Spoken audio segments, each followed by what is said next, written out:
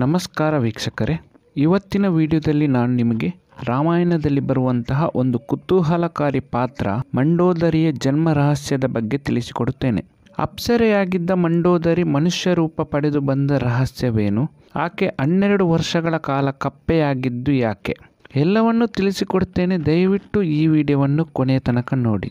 ಅದಕ್ಕೂ ಮುನ್ನ ನೀವಿನ್ನೂ ನಮ್ಮ ಚಾನಲನ್ನು ಸಬ್ಸ್ಕ್ರೈಬ್ ಮಾಡಿಲ್ಲ ಅಂದರೆ ದಯವಿಟ್ಟು ಸಬ್ಸ್ಕ್ರೈಬ್ ಮಾಡಿ ಹಾಗೂ ನಿಮ್ಮ ಅನಿಸಿಕೆಗಳನ್ನು ಕಾಮೆಂಟ್ಸ್ ಮೂಲಕ ನಮಗೆ ತಿಳಿಸಿ. ಮಂಡೋದರಿ ಮಾಯಾಸುರ ಹಾಗೂ ಹೇಮ ಎನ್ನುವ ಅಪ್ಸರೆಯ ಮಗಳು. ಮಾಯಾವಿ ಹಾಗೂ ದುಂದುಬಿ ಎನ್ನುವ ಇಬ್ಬರು ಗಂಡು ಮಕ್ಕಳಿಗೆ ಜನ್ಮ ನೀಡಿದ ಇವರು ತಮಗೆ ಹೆಣ್ಣು ಮಗು ಬೇಕೆನ್ನುವ ಅಪೇಕ್ಷೆಯಿಂದ ಶಿವನನ್ನು ಭಕ್ತಿಯಿಂದ ಪೂಜೆ ಮಾಡುತ್ತಾರೆ.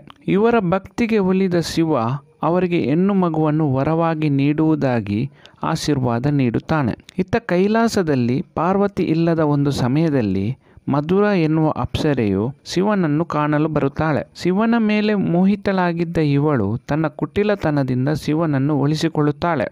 ಅದೇ ಸಮಯಕ್ಕೆ ವಾಪಸ್ ಬಂದ ಪಾರ್ವತಿಗೆ ಮಧುರಾಳ ದೇಹದಲ್ಲಿದ್ದ ಶಿವನ ದೇಹದ ಧೂಳು ಹಾಗೂ ಭಸ್ಮ ಅಂಟಿಕೊಂಡಿರುವುದನ್ನು ಕಂಡು ಕೋಪದಿಂದ ಕೆಂಡಾಮಂಡಲವಾಗುತ್ತಾಳೆ. ಅಪ್ಸರೆಯಾಗಿದ್ದ ಮಧುರಾಳಿಗೆ 12 ವರ್ಷಗಳ ಕಾಲ ಬಾವಿಯಲ್ಲಿ ಕಪ್ಪೆಯಾಗಿ ಜೀವನ ಸಾಗಿಸುವಂತೆ ಶಾಪ ನೀಡುತ್ತಾಳೆ. ಇದರಿಂದ ದುಃಖಿತಳಾಗಿ ಅಳುತ್ತಾ ಕುಳಿತಿದ್ದ ಮಧುರಾಳಿಗೆ ಶಿವನು ಈ ರೀತಿಯಾಗಿ ಸಾಂತ್ವನ ನೀಡುತ್ತಾನೆ. 12 ವರ್ಷಗಳ ನಂತರ ನೀನು ಮನುಷ್ಯನ ರೂಪ ಪಡೆಯುತ್ತಿ. ಅತ್ಯಂತ ಸುಂದರವಾದ ರೂಪ ಪಡೆಯುವ ನಿನ್ನನ್ನು ಅತ್ಯಂತ ಪರಾಕ್ರಮಿಯಾಗಿರುವ ವ್ಯಕ್ತಿ ನಿನ್ನನ್ನು ಮದುವೆಯಾಗುತ್ತಾನೆ ಎಂದು ವರ ನೀಡಿ ಸಾಂತ್ವನ ನೀಡುತ್ತಾನೆ. 12 ವರ್ಷಗಳ ಶಾಪವನ್ನು ಕಳೆದ ಮಧುರ ಬಾವಿಯೊಳಗೆ ಕಪ್ಪೆಯ ರೂಪದಿಂದ ಹೆಣ್ಣು ಮಗುವಾಗಿ ಬದಲಾಗುತ್ತಾಳೆ.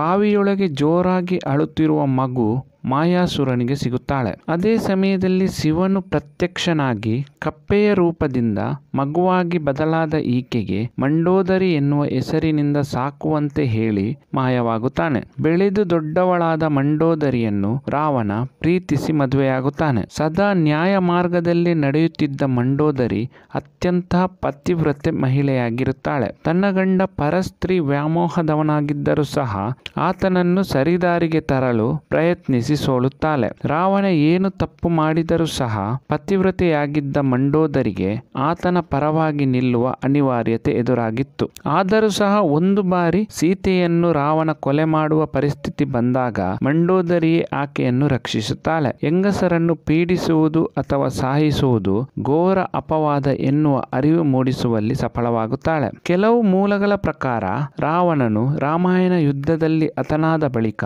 ಗುರು ಶುಕ್ರಾಚಾರ್ಯರ ಮಾರ್ಗದರ್ಶನದಂತೆ ಮಂಡೋದರಿಯು ವಿಭೀಷಣನನ್ನು ಮರು ಮದುವೆಯಾಗುತ್ತಾಳೆ ಎನ್ನುವ ನಂಬಿಕೆ ಪ್ರಚಲಿತದಲ್ಲಿದೆ. ಈ ವಿಡಿಯೋ ನಿಮಗೆ ಇಷ್ಟವಾಗಿದ್ದಲ್ಲಿ ದಯವಿಟ್ಟು ಈ ವಿಡಿಯೋವನ್ನು ಲೈಕ್ ಮಾಡಿ ಅಥವಾ ಕಮೆಂಟ್ಸ್ ಮಾಡಿ. ಮುಂದಿನ ವಿಡಿಯೋದಲ್ಲಿ ಹೊಸತೊಂದು ಮಾಹಿತಿಯನ್ನು ನಾನು ನಿಮಗೆ ತಿಳಿಸಿಕೊಡುತ್ತೇನೆ. ಎಲ್ಲ ವೀಕ್ಷಕರಿಗೂ ಧನ್ಯವಾದಗಳು.